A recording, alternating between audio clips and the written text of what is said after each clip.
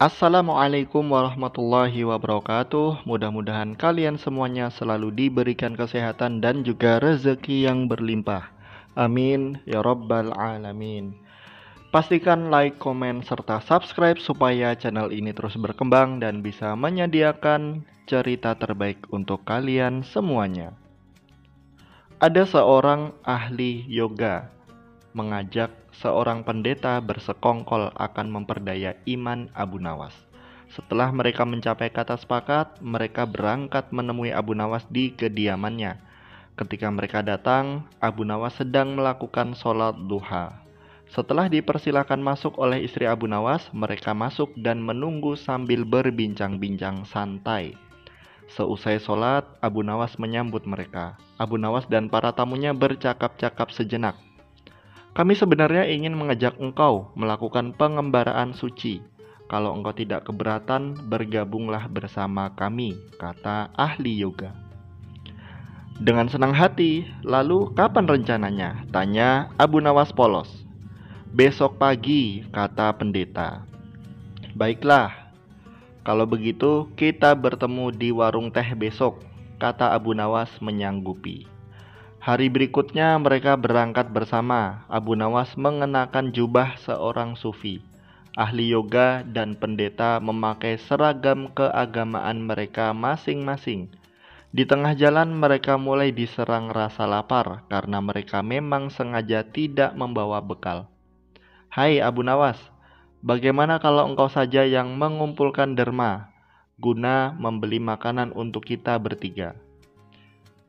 Karena kami akan mengadakan kebaktian, kata pendeta.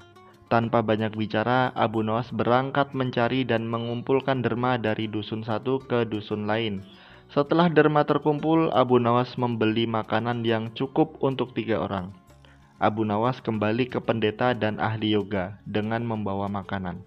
Karena sudah tak sanggup menahan rasa lapar, Abu Nawas berkata, "Mari, segera kita bagi makanan ini sekarang juga." "Jangan sekarang, kami sedang berpuasa," kata ahli yoga. "Tetapi aku hanya menginginkan bagianku saja, sedangkan bagian kalian terserah pada kalian," kata Abu Nawas menawarkan jalan keluar. "Aku tidak setuju.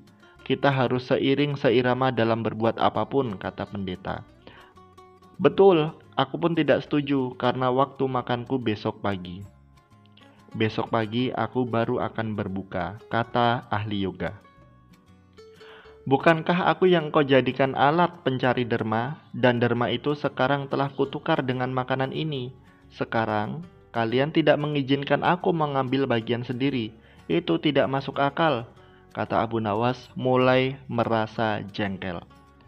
Namun, begitu pendeta dan ahli yoga tetap bersikeras tidak mengizinkan Abu Nawas mengambil bagian yang menjadi haknya. Abu Nawas penasaran. Ia mencoba sekali lagi meyakinkan kawan-kawannya agar mengizinkan ia memakan bagiannya, tetapi mereka tetap saja menolak. Abu Nawas benar-benar merasa jengkel dan marah, namun Abu Nawas tidak memperlihatkan sedikit pun kejengkelan dan kemarahannya. "Bagaimana kalau kita mengadakan perjanjian?" kata pendeta kepada Abu Nawas. "Perjanjian apa?" tanya Abu Nawas. "Kita adakan lomba. Barang siapa di antara kita bermimpi paling indah, maka ia akan mendapat bagian yang terbanyak. Yang kedua lebih sedikit, dan yang terburuk akan mendapat paling sedikit," pendeta itu menjelaskan. Abu Nawas setuju.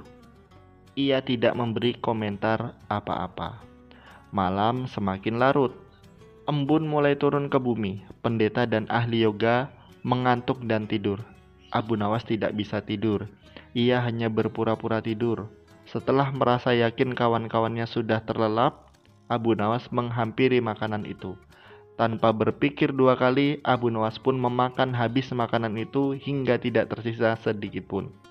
Setelah merasa kekenyangan, Abu Nawas baru bisa tidur. Keesokan harinya mereka bangun hampir bersamaan.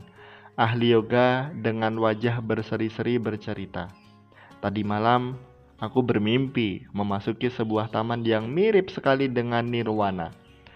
Aku merasakan kenikmatan yang belum pernah kurasakan sebelumnya dalam hidup ini. Pendeta mengatakan bahwa mimpi ahli yoga benar-benar menakjubkan, betul-betul luar biasa. Kemudian giliran pendeta menceritakan mimpinya.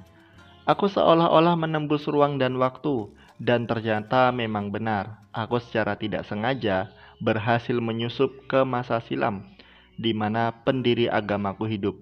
Aku bertemu dengan beliau, dan yang lebih membahagiakan adalah aku diberkatinya.